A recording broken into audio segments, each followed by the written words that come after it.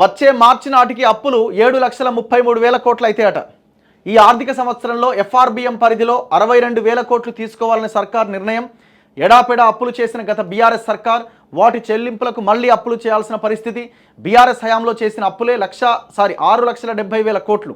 కార్పొరేషన్ల పేరుతో ఇష్టానుసారంగా లోన్లు తెచ్చిన గత సర్కార్ రాష్ట్ర అప్పులు ఈ ఆర్థిక సంవత్సరం ముగిసే నాటికి 7,33,000 కోట్లకు చేరబోతున్నాయట. ఇందులో గత బీఆర్ఎస్ సర్కార్ చేసిన అప్పులే 6,70,000 కోట్లున్నాయి. ఈ ఆర్థిక సంవత్సరంలో 62,000 కోట్ల మేర అప్పులు తీసుకోవాలని రాష్ట్ర ప్రభుత్వం బడ్జెట్లో ప్రతిపాదించింది. ఈ మొత్తం కూడా ఎఫ్ఆర్బిఎం పరిధిలోనే తీసుకోవాలని నిర్ణయించింది. దీంతో ఎఫ్ఆర్బిఎం పరిధిలో ఉన్న అప్పుల మొత్తం 4,50,000 కోట్లకు చేరబోతున్నది. ఇది జిఎస్డిపిలో 27.4%. అసలు జిఎస్డిపిలో అప్పుల శాతం అన్నది 20% మించితేనే అది చాలా ప్రమాదకరం. ఇది 27 దాటి 30 దిశగా పరుగులు తీస్తున్నది.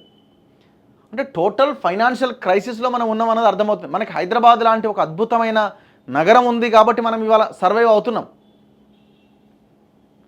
గత బీఆర్ఎస్ సర్కార్ గ్యారంటీ కింద వివిధ కార్పొరేషన్లు ఇన్స్టిట్యూషన్ల స్పెషల్ పర్పస్ వెహికల్ పేరుతో 2,22,670 కోట్ల రూపాయలు, నాన్ గ్యారంటీ కింద 59,411 కోట్ల అప్పు చేసింది. అంటే ఇవన్నీ ఎఫ్ఆర్బిఎం పరిధి కాకుండా మిగతా అప్పులు కాళేశ్వరం కార్పొరేషన్ పెట్టి అప్పులు, మిషన్ భగీరథ కార్పొరేషన్ పెట్టి అప్పులు, ఇక్కడ హైదరాబాద్ సైడ్ మన వరంగల్ సెంట్రల్ జైలుని కూలగొట్టి హాస్పిటల్కు కార్పొరేషన్ పెట్టి దానికి అప్పులు, ఇట్లా ప్రతిదానికి కార్పొరేషన్ పెట్టి అప్పులు తెచ్చిండు.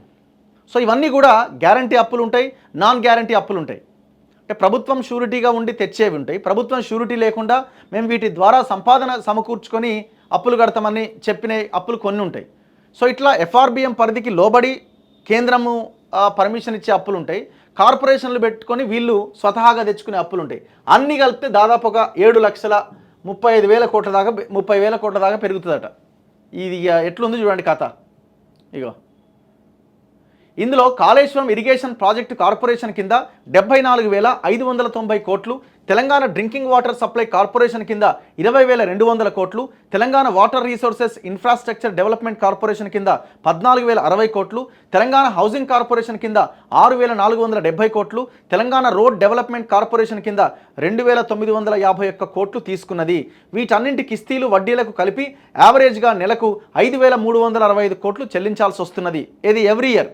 2014-15 ఆర్థిక సంవత్సరంలో 605 కోట్లతో మొదలైన ఈ కిస్తీలు వడ్డీల చెల్లింపుల భారం 2023-24 నాటికి 53,978 కోట్లకు చేరుకున్నది.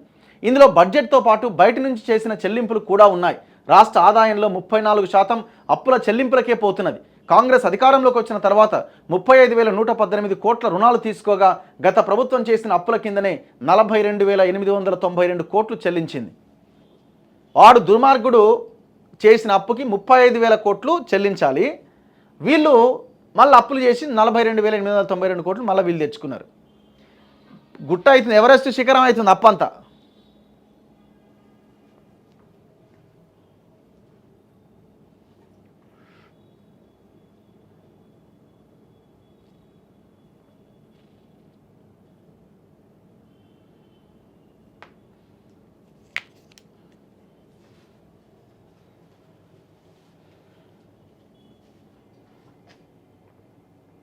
సో మీరు ఒక్కసారి ముఖ్యమైన స్కీమ్లకు ఎట్లెట్లా కేటాయింపులు జరిగినాయి అనేది ఇక్కడ నెంబర్స్తో సహా ఇచ్చారు చూడండి. వెలుగు లోపల పేపర్లో రైతు బీమాకి 1,589 కోట్లు, పంటల బీమాకి అంటే పంట నష్టపోతే ఇచ్చే బీమాకి 1,300 కోట్లు, విద్యుత్ సబ్సిడీకి 11,500 కోట్లు, నీటిపారుదల శాఖ ప్రగతి పద్దుకి 10,829 కోట్లు, డ్వాక్రా మహిళలకు వడ్డీ లేని రుణాలు 1,302 కోట్లు, పర్యాటక ప్రాజెక్టులు 513 కోట్లు, యూనివర్సిటీల్లో మౌలిక సదుపాయాలు 500 కోట్లు, అధునాతన సాంకేతిక కేంద్రాలు 300 కోట్లు, నిజాం షుగర్స్ పునరుద్ధరణ 139 కోట్లు, స్కిల్ యూనివర్సిటీ 100 కోట్లు, ఎస్హెచ్జి సభ్యులకు ప్రమాద బీమా 96 కోట్లు, తెలంగాణ మహిళా శక్తి 80 కోట్లు, హైదరాబాద్ సిటీ ఇన్నోవేషన్ 2,654 కోట్లు, హెచ్ఎండిఏ డెవలప్మెంట్ యాక్టివిటీస్ 500 కోట్లు, హైదరాబాద్ మెట్రో రైల్ 500 కోట్లు, మిలియన్ ప్లాన్ నగరాలకు ఫైనాన్స్ గ్రాంట్స్ 411 కోట్లు, ఓల్డ్ సిటీ మెట్రో కనెక్షన్ 500 కోట్లు.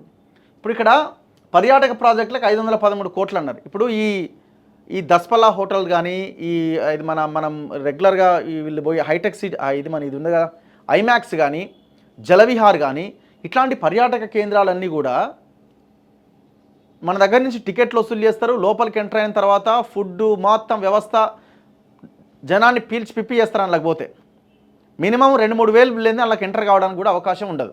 సో అట్లాంటి సిచ్యువేషన్ ఉంటుంది. వీళ్ళంతా వాళ్ళకి ఆ భూమి ఎట్లా ఇచ్చారు?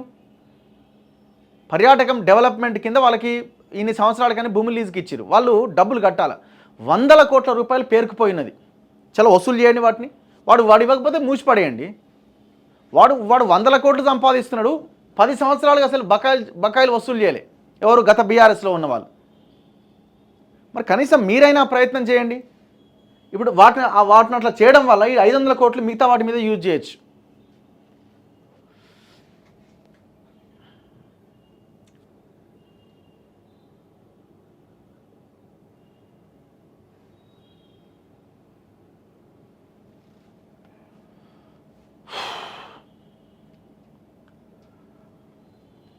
ఇప్పుడు ఇక్కడ విత్తనాభివృద్ధి సంస్థకు సాయం 6 కోట్లు అన్నారు. 500 కోట్ల స్కామ్ జరిగింది బీఆర్ఎస్ హయాంలో. బయటికి తీయండి ఆ స్కామ్ని. సీడ్స్ దాంట్లో దాదాపు 500 కోట్ల స్కామ్ జరిగింది లాస్ట్ గవర్నమెంట్ హయాంలో. బయటికి తీయండి.